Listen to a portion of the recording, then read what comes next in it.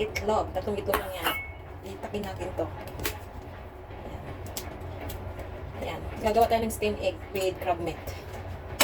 Okay. Yun lang natin. And then, magsukat tayo na. Gamitin natin to. 1:1 guys. Ang paggamit ito. Ang ganito. Ah.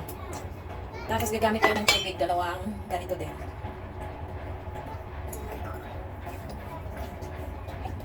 1:1 lang siyang pagsukat nito. Tapos, huwag lang natin punuin kasi yung ano.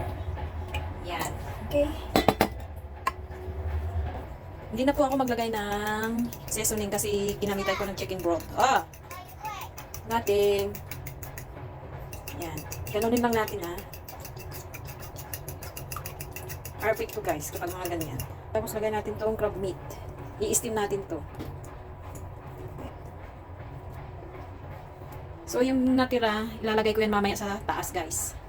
Pakulo tayo ng tubig guys. So ayan siya, yung tubig. Kailangan sobrang pulo talaga siya para maluto yung itlog. Right. Ayan, unatin na malaki yung apoy. Ayan, apoy. Iwanan natin na ang 10 minutes yan.